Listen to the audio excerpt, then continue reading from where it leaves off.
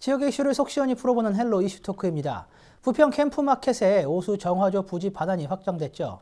이외에도 현재 캠프마켓의 반환을 위한 정화 작업이 진행 중에 있는데요. 캠프마켓 활용 방안을 두고 인천시도 바빠졌습니다. 지역의 전문가, 시민들과 함께 반환되는 캠프마켓에 무엇을 담을지 지혜를 모으고 있는데요. 캠프마켓은 부평의 중심에 위치한 만큼 어떻게 개발하느냐에 따라 향후 부평 발전과 원도심 활성화에 큰 영향을 미칠 것으로 보입니다. 부평 캠프마켓을 둘러싼 다양한 논의 짚어봅니다. 함께할 두 분 모셨습니다. 이성만 더불어민주당 부평갑 지역위원장 그리고 장정구 인천녹색연합 정책위원장 자리했습니다. 안녕하십니까? 네, 안녕하세요. 네, 부평 미군기지 캠프마켓 반환이 속도를 내면서 자연스럽게 활용 방안에 대한 논의가 이어지고 있습니다.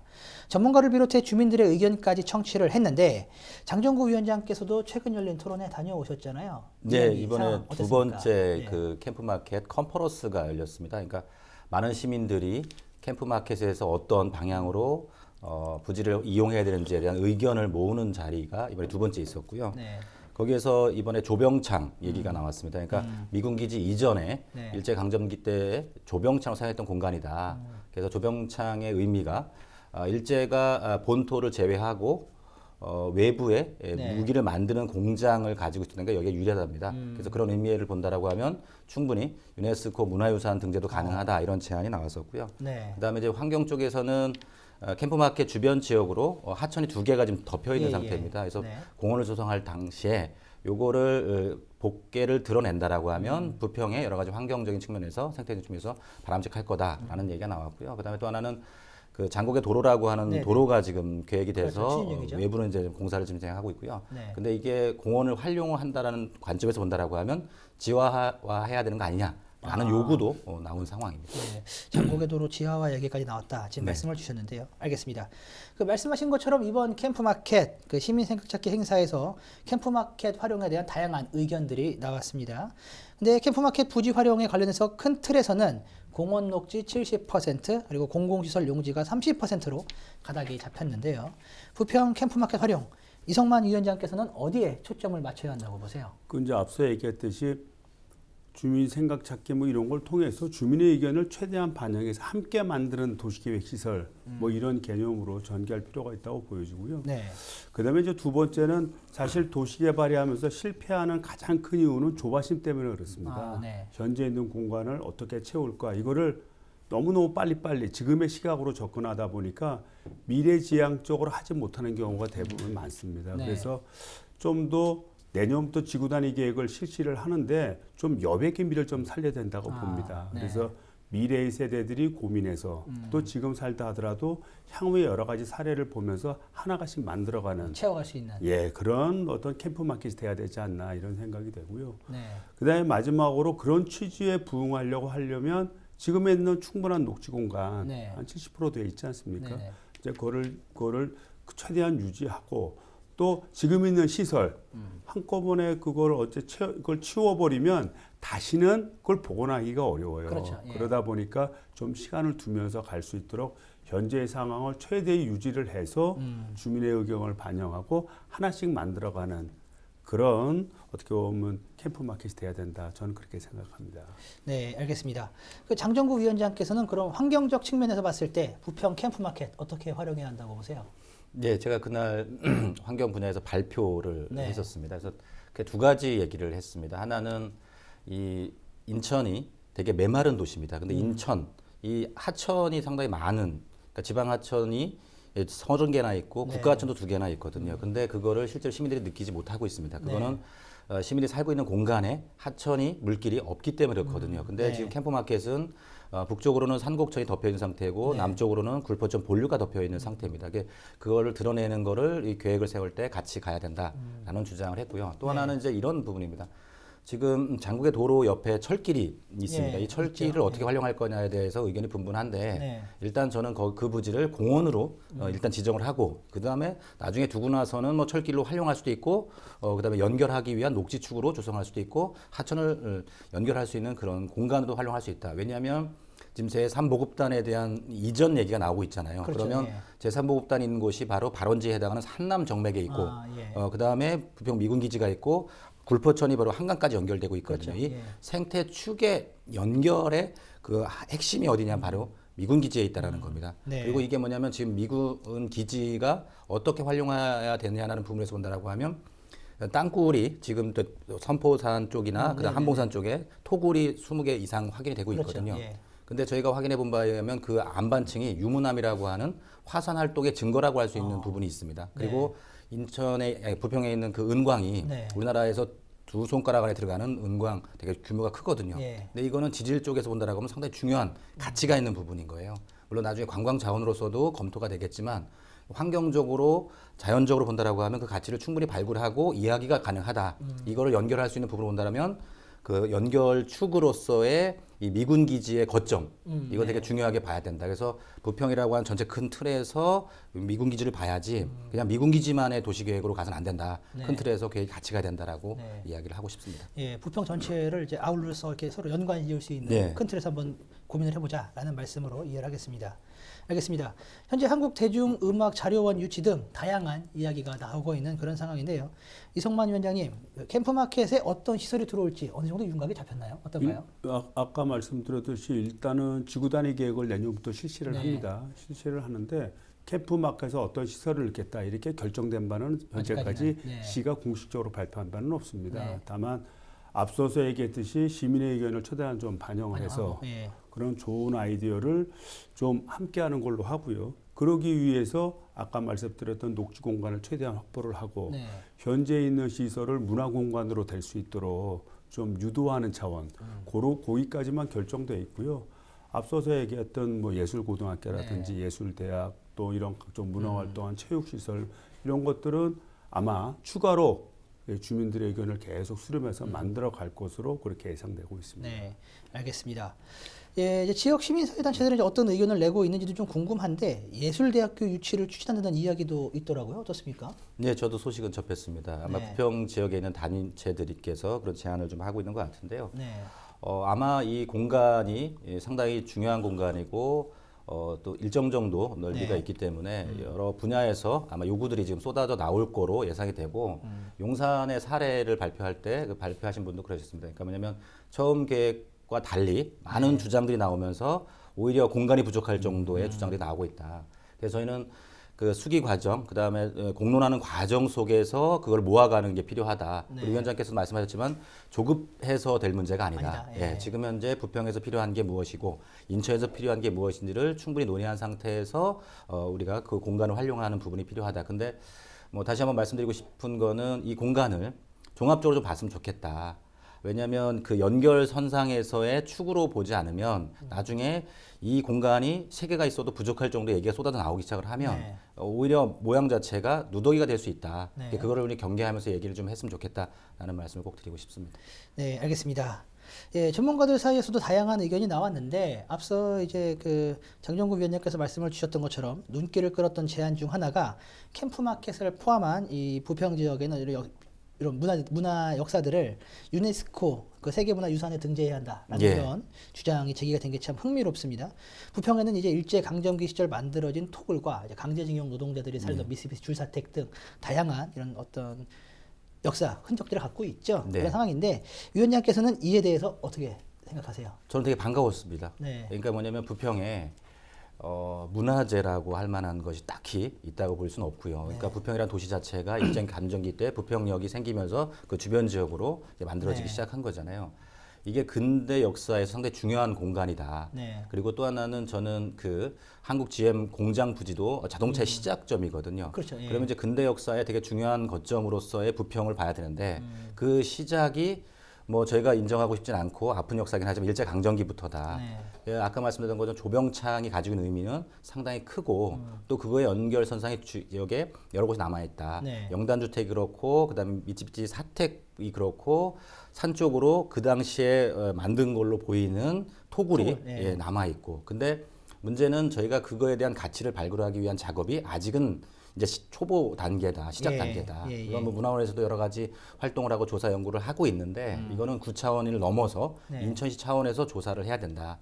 왜냐하면 아까도 말씀드렸지만 자연유산하고 문화유산이 같이 갈 때 비로소 그 가치가 더 높아지는 거거든요. 그래서 네네. 지금 뭐 여러 가지 이야기를 보면 부영공원에도 지하 시설이 있는 게 이번에 정화할 때 확인된 거고 예, 예. 미궁지 내에도 지하 시설이 있는 걸로 네. 얘기가 많이 나오고 있습니다. 그렇죠. 이게 결국엔 일제 강점기부터 연결되어 있을 가능성이 높거든요. 네. 그거를 그냥 덮는 것이 아니라 어떻게 하면 연결할 수 있을 것인지에 대한 조사 연구를 하면서 유네스코 문화유산 네. 또 저는 간다 보면 여기가 분화구라고 하는 주장이 있습니다. 예. 칼데라라고 하는 주장이 있습니다. 그거에 대한 증거가 은광이고 유문함이라는 얘기가 있거든요. 그럼 종합적으로 조사할 필요가 있다. 그냥 뭐 아파트 도시, 공업 도시만이 아니라 이제는 유네스코에 등재를 하기 위한 준비라는 도시, 부평으로서의 관점에서 미군 기지가 그 역할을 할 수 있지 않을까 생각이 네. 듭니다. 알겠습니다. 이성만 위원장께서는 이 부분에 대해서 어떻게 생각하세요? 우리 장정구 위원장이 말씀하신 거 충분히 동의하고요. 네. 앞으로 좀 더 인물 적극적으로 아마 판단해 볼 필요가 있다고 보는데요. 네. 그러니까 일본이 어떻게 보면 제2차 세계대전을 일으키고 그 전에 이제 만주 사변을 일으키면서 이런 조병창을 여러 군데 짓습니다. 예, 예. 그러니까 네네. 일본 내도 되게 많고요. 네. 그런데 그 일본에 있는 조병창들은 다 없어졌다고 그래요. 그러니까 네. 다 없애버리고 잔디밭으로 다 만들어서 실제 우리가 볼 수 있는 조병창으로는 이 캠프 마켓에 있는 조병창이 원형 그대로 보존돼 있는 곳으로는 유일하다고 합니다. 아, 네. 그러니까 역사성을 상당히 가지고 있고요. 네. 그 다음에 이 평양에도 이렇게 똑같은 게 하나가 더 있다고 합니다.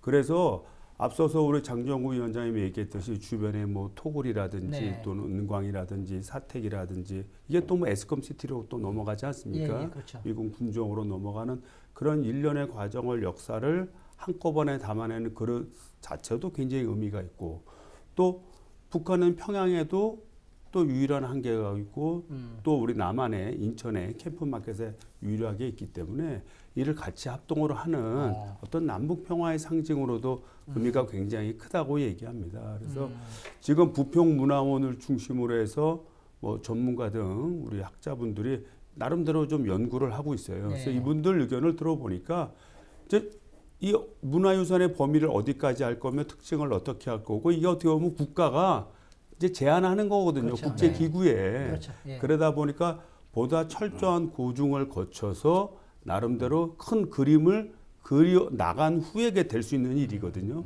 그래서 아마 그 작업을 하기 위한 시간이 필요하다고 아마 보는 것 같고요. 네. 최근에 이제 일본 같은 경우는 나카사키 이제 그 원폭 투하된 네. 지점을 갖다가